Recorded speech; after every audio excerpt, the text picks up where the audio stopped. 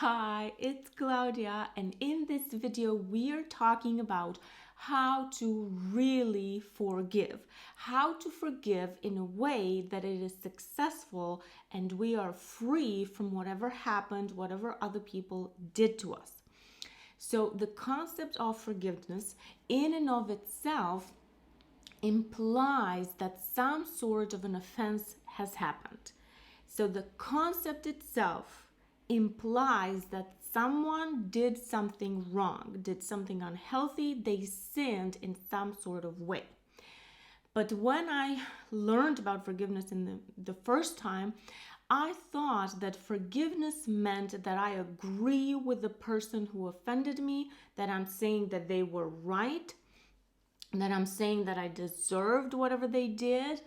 So I grew up in an abusive environment and I refused to forgive my abusive parents because of this misconception that I had about the process of forgiveness.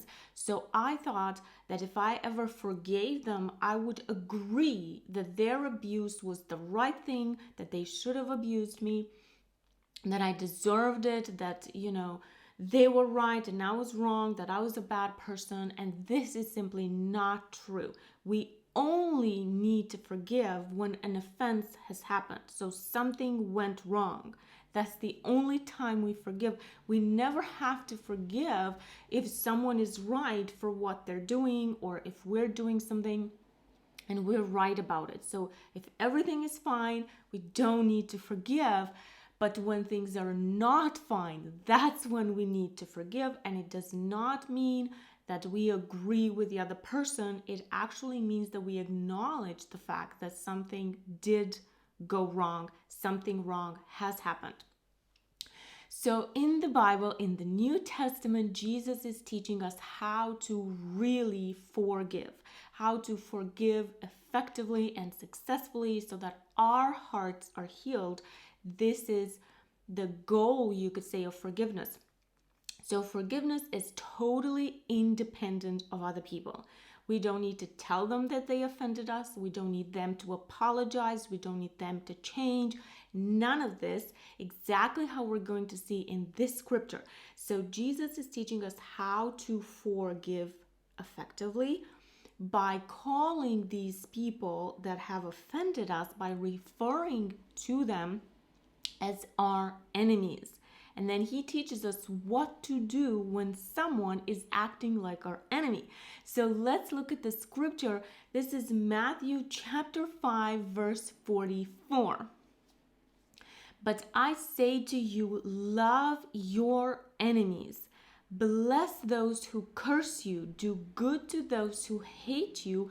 And pray for those who spitefully use you and persecute you. So this is definitely unexpected.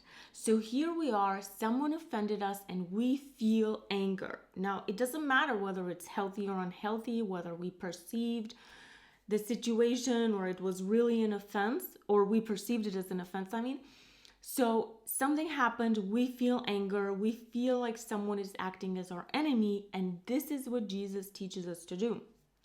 To love our enemies by blessing them, by doing good to them, and by praying for them. So when I actually did this, so I found out, okay, this is how you forgive. I had already lived 36 years of unforgiving my parents. And actually, I didn't know it at the time, but I had been diagnosed with complex post-traumatic stress disorder and social phobia. And I didn't know it at the time, but it was actually my unforgiveness of my parents that caused so much, if not all, of my symptoms of complex post-traumatic stress disorder and social phobia. So then when I found this scripture and I started doing it, I started applying it, I started, blessing my parents and praying for them. After about 40 days of doing this, I was completely healed of about 80% of my symptoms. So they were just gone out of my life. So my brain wasn't obsessed with my parents. I didn't have nightmares with them anymore. I wasn't so afraid to go outside or to talk to people anymore. So this alone really healed my heart. And again, we're not pretending that my parents didn't abuse me. We're not saying that they were right. We're not saying it wasn't a sin, but forgiving them healed me. That is the point and the goal of forgiveness.